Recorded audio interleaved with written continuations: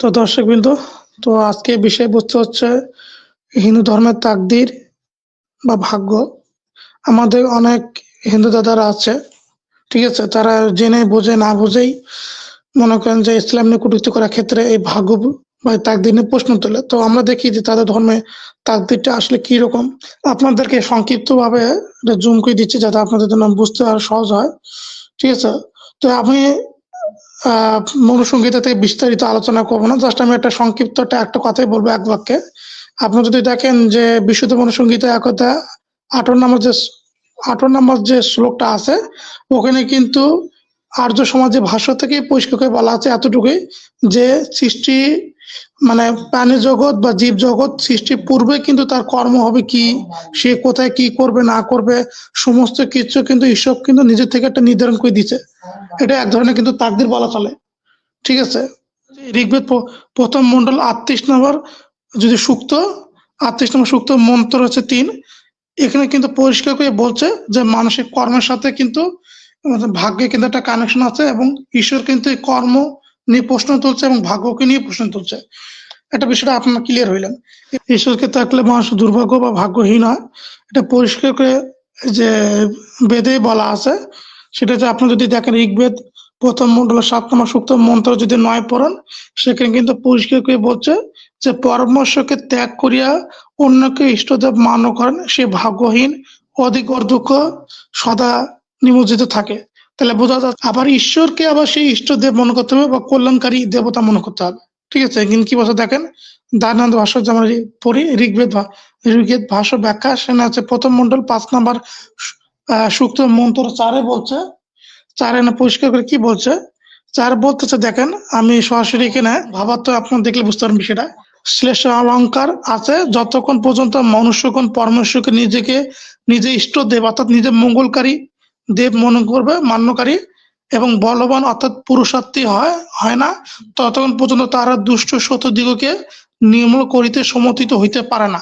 অর্থাৎ ঈশ্বরকে যদি যদি ইষ্টদেব বা কল্যাণকামী যদি দেবতা মনে করে, তাহলে সে অবশ্যই কে যেন যুদ্ধে জয়লাভ করা, যদি না মনে করে সে যুদ্ধে পরাজয় হবে। আবার একই কথা বলছে যে ঈশ্বরকে বাদ দিয়ে অন্য কাউকে যদি এই ইষ্টদেব বা কল্যাণকারী দেবতা মনে করে বা ঈশ্বর মনে করে, তাহলে ওই ব্যক্তি কিন্তু দুর্ভাগ্যহীন।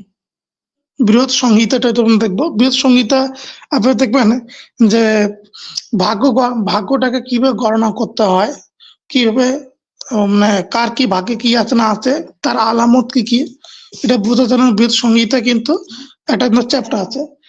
বৃহৎ সংহিতা যদি পড়েন সেখানে 52 নম্বর কিন্তু অধ্যায়ের ভিতরে কিন্তু বলা আছে। যেমন এখানে যদি দেখেন প্রথম মন্ত্রটা যদি দেখেন, সেখানে বলছে কি, আমি একটা ইংলিশ ট্রান্সলেশন সরাসরি বাংলা ট্রান্সলেশন করে দিয়ে আপনাদের দিয়ে দিচ্ছি বুঝার জন্য। বলছে ব্রাহ্মণ, ক্ষত্রিয়, বৈশ্য এবং শূদ্রদের মধ্যে সিম্পল বা পৃথক ছড়িয়ে আছে, যথাক্রমে সাদা, লাল, হলুদ এবং কালো হওয়া উচিত, যাতে তারা নিজ বর্ণিত ফলগুলো ব্যাখ্যা করতে পারে। 2 নম্বর বলছে কি, যে যদি মাথায় চকচকে এবং পরিষ্কার ব্রণ বের হয় তাহলে ওই ব্যক্তির সম্পদ অর্জন হবে, মাথায় মুকুট থাকলে তাহলে সৌভাগ্য হবে।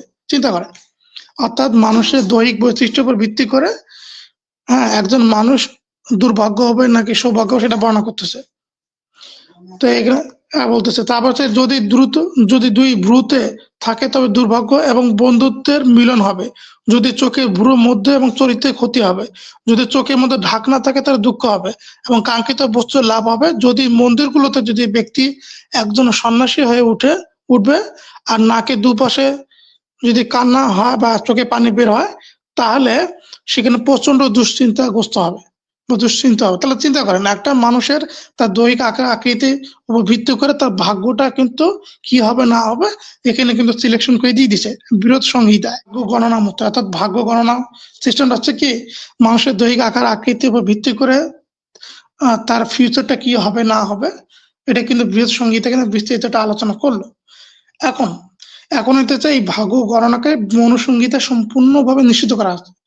ভাগ্য গণনাকে মনুসংহিতা সম্পূর্ণভাবে নিশ্চিত করা হয়েছে, তার একটা ভার্স আমি আপনাদেরকে দিয়েছি। এখানে হচ্ছে দেখেন, ভাগ্য গণনা নিষিদ্ধ মনুসংহিতা 9 অধ্যায়, ঠিক আছে? মনুসংহিতা 9 অধ্যায় ভাগ্য গণনাকে নিষিদ্ধ করছে। তার শ্লোক হচ্ছে দেখেন 258 বলছে, যারা ঘুষ খায়, প্রতারক, দুর্বৃত্ত, জুয়ারি, যারা শুভ অনুষ্ঠান শিখিয়ে জীবন যাপন করে, পবিত্র ভণ্ড এবং মানে পবিত্র ভণ্ড বলতে কি ওই ছদ্মবেশী ভণ্ড, পবিত্র ভণ্ড এবং হচ্ছে ভবিষ্যৎকারী অর্থাৎ যে গণক, এটা ইংলিশ ট্রান্সলেশনে বাংলা দিয়ে দিছে, ভবিষ্যৎকারী যা হচ্ছে গণক, তো এই গণনাকারী। তারপরে হচ্ছে কি, তারপরে পরে অনেকগুলো লিস্ট দিচ্ছে পাপের তালিকা, আমি ওগুলো বলতে চাই না। তারপরে 262-তে বলছে কি, অতঃপর তারা তাদের বিভিন্ন কর্মের মাধ্যমে যে অপরাধগুলো করেছে সেগুলো বাস্তবতা অনুসারে ঘোষণা করার পর রাজা তাদের শক্তি এবং অপরাধ অনুযায়ী তাদের যথাযথ শাস্তি দিবেন। ঠিক আছে, যথাযথ শাস্তি দেবেন। অর্থাৎ যারা ভাগ্য গণনা করে এইসব বাটপারদেরকে, এইসব চোর বাটপারদেরকে অবশ্যই রাজা তাদের অপকর্ম অনুযায়ী একটা নির্দিষ্ট মাত্রা শাস্তি দেবে। এটা আপনার পরিষ্কার বুঝতে পারলেন। এবার আমরা একটু স্কন্দ পুরাণটা দেখবো। দুর্ভাগ্য হইলে সনাতনী টন্টন মতবাদীদের যদি দুর্ভাগ্য নামে গোমূত্র গোবর খাওয়ার পরও তাদের ভাগ্যটাকে কিভাবে তারা সৌভাগ্য বানাইতে পারে দুর্ভাগ্যটাকে, সেটা কিন্তু এখানে পরিষ্কার বলছে। যেখানে স্কন্দ পুরাণ যদি আপনার পড়েন, হ্যাঁ স্কন্দ পুরাণ যদি পড়েন 113 নম্বর অধ্যায় যদি পড়েন, সেখানে কিন্তু এটা আমি ওয়েবসাইটে বলতেছি যে wisdomlib.org, এখানে কিন্তু গেলে কিন্তু স্কন্দ পুরাণটা আপনার ইংরেজিতে পারবেন, ইউনিকোড বা অনলাইনে পড়তে পারবেন। তো সেখানে কি বলছে দেখেন, স্কন্দ পুরাণে বলছে 5 নম্বর মন্ত্রে বলছে যে হে মহান দেবী, সেই মহাপ্রফুল্ল যুগলিঙ্গ কলি যুগে সিদ্ধেশ্বর নামে সুপরিচিত হয়েছিল। এটি দুঃখ ও দুর্ভাগ্য থেকে উদ্ধৃত পাপ থেকে মুক্তি পাওয়া যায়। ঠিক আছে, মুক্তি পাওয়া যায়। অর্থাৎ যদি এই মন্ত্র কিংবা যদি এই মন্ত্রের উপর যদি কোনো হিন্দু যদি আমল করে, তাহলে অবশ্যই সে তার দুর্ভাগ্য এবং পাপ থেকে সে মুক্তি পাবে। মহাভারতে কৃষ্ণ একটা প্রসঙ্গ টানবো, অর্জুনকে যুদ্ধের আগে তার ভাগ্য কি হবে না হবে এটা শ্রীকৃষ্ণ বলে দিচ্ছে। গীতা 11-33 নম্বর যদি শ্লোকটা যদি পড়েন, সেখানে পরিষ্কার করে বলছে অতএব তুমি যুদ্ধ করার জন্য উদ্ধৃত হও, অর্থাৎ জেগে ওঠো এবং যশ লাভ করে শত্রুদের পরাজিত করে সমৃদ্ধশালী রাজ্য ভোগ করো। আমার দ্বারা এরা পূর্বেই নিহত হয়েছে, মানে এই শত্রুগুলো আগেই নিহত হয়েছে। হে সাব্যসাচী, তুমি নিমিত্ত মাত্র হও। অর্থাৎ অর্জুনকে তার যুদ্ধের মনোভাব চাঙ্গা করার জন্য তার ভবিষ্যৎটা কি হবে ঈশ্বর নিজেই আগে ফাঁস করে দিচ্ছে। ঠিক আছে, সে ঈশ্বর বলতে হচ্ছে কি, শ্রীকৃষ্ণ হিন্দুদের দেবতা, সে বলতে চায় আমার দ্বারা এরা পূর্বে নিহত হয়েছে, অর্থাৎ তোমার যে শত্রুপক্ষ এরা আগে নিহত হয়েছে। তারা চিন্তা করেন তার ভাগ্যটা এনে বই দিচ্ছে বলবে। তো বেদের ভেতরে আমি যেগুলো আছে এগুলো আমি স্লাইডে দেখানোর প্রয়োজন মনে করেন, জাস্ট আমি নোট করা থেকে বলতেছি। আপনারা যদি দেখেন যে ঋগ্বেদ 10ম মন্ডল 34 নম্বর সূক্ত মন্ত্র 6, এটা যদি গ্রিফিথ স্যারের ভাষ্য বা ট্রান্সলেশনে দেখেন, যিনি সায়ন ভাষার উপর পড়ালেখা করছেন, তিনি তার অনুবাদে বলতে চাই এটা মানে তা একটু বলি, তার আগে একটু বলি হিন্দুদের কিন্তু অনুবাদে অনেক সমস্যা, এক একজনের সাথে এক এক রকম, কারোটার সাথে কারোটা মিলে না। তো যাই হোক, আমি এজন্য দায়ী না। তা আমি অনুবাদকের নামটা আগে বলে দিলাম। তিনি কিন্তু সায়ন ভাষ্য থেকে অনুবাদ করার চেষ্টা করছেন নিজে থেকে, তিনি হচ্ছে গ্রিফিথ স্যার। তা অনুবাদটা আমি বলতে চাই, ঋগ্বেদ 10ম মন্ডল 34 নম্বর সূক্ত মন্ত্র যদি 6 যদি পড়েন, সেখানে কিন্তু পরিষ্কার করে তিনি বলছেন যে জুয়ারি সন্ধান করে জুয়াঘর এবং সেটা দেখতে পারে অবাক করার মতো বা বিস্ময়কর, তার পুরো দেহ আগুনে জ্বলে যাক। তারপরে ঈশ্বর বলতেছে আমি কি তার সৌভাগ্য হব, আমি কি তাকে সৌভাগ্য হব। এখানে তার পাশা খেলা ইচ্ছাকে এখনো সে প্রসারিত করে এবং বাজি ধরে সে যা অর্জন করে তার প্রতিদ্বন্দ্বী বা প্রতিযোগীকারী বিরুদ্ধে।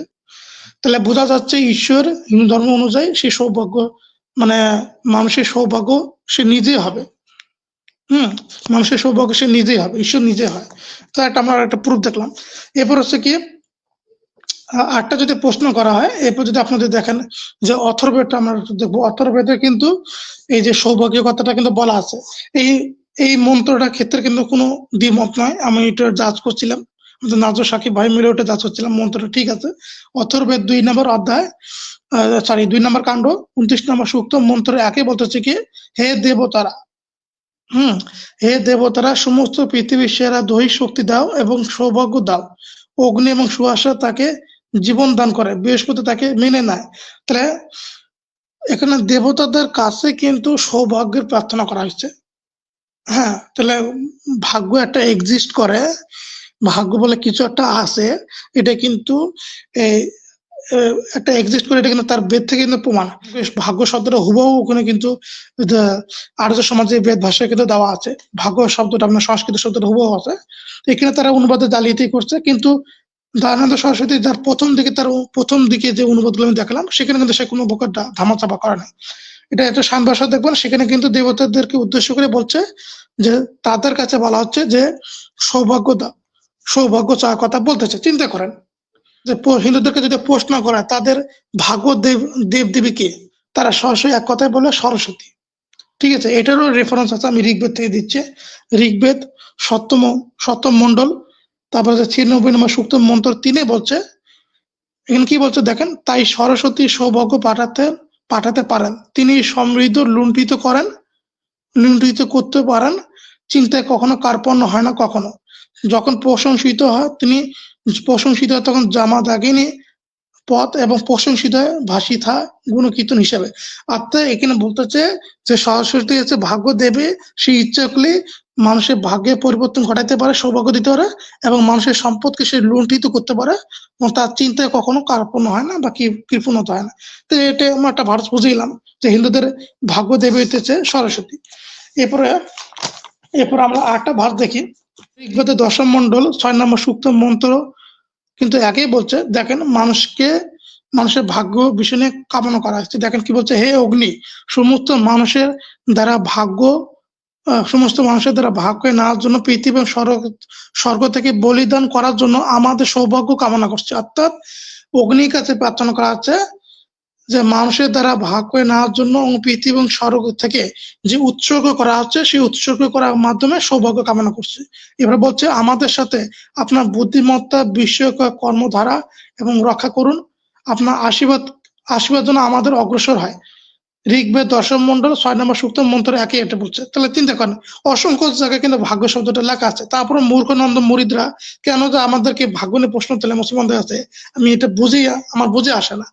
তারপর দেখেন, অথর্ববেদ যদি আপনারা দেখেন, অথর্ববেদ আরেক জায়গাতে বলছে যে ভাগ্য ভেতরে কি কি থাকতে পারে, এটা কিন্তু একটা বলা আছে। যেমন অথর্ববেদ ১২ নম্বর কাণ্ড ১ নম্বর যদি আপনারা যদি দেখেন, ১ নম্বর যদি এই যে কি বলে এটা সুক্ত বা অনুবাদ যেটা বলেন না কেন, সুক্ত এবং হচ্ছে মন্ত্র হচ্ছে ২৫ যদি আপনারা পড়েন, সেখানে কিন্তু পরিষ্কার করে বলছে নারী এবং পুরুষের মধ্যে আপনার প্রদত্ত ঘ্রাণ সুগন্ধ, তারপর হচ্ছে ভাগ্য এবং আলো দ্বারা যা আছে, পুরুষদের মধ্যে বীরত্বের মধ্যে এবং ঘোড়ার মধ্যে হচ্ছে এবং বীরত্বের মধ্যে এবং ঘোড়ার মধ্যে এবং অরণ্যময় পশুদের মধ্যে এবং হাতিদের মধ্যেও কিন্তু রয়েছে শৃঙ্খলাবোধ, চমৎকার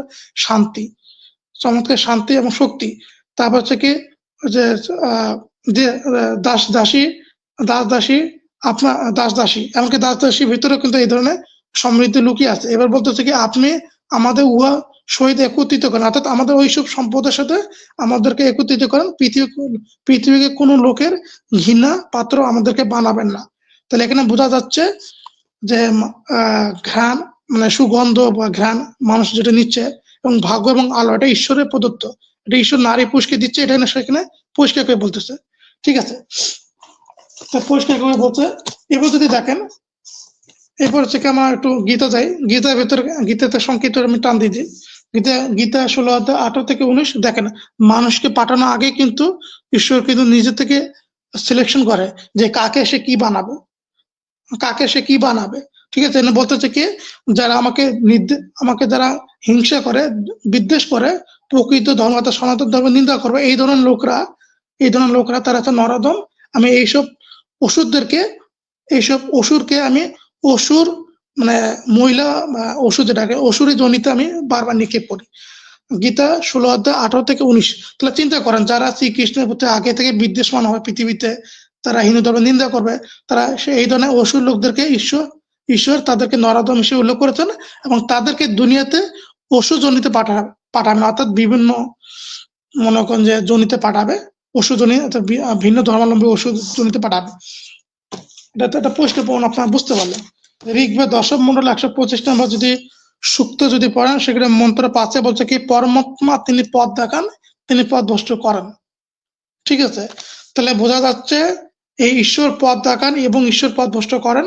আবার এই ঈশ্বর পথ দেখানোর জন্য ভাগ্য নির্ধারণ করছেন, এবং খারাপ হবে কিনা বা বিপদে যাবে কিনা এটাও ভাগ্যের ভিতরে নির্ধারণ করছে। ঠিক আছে?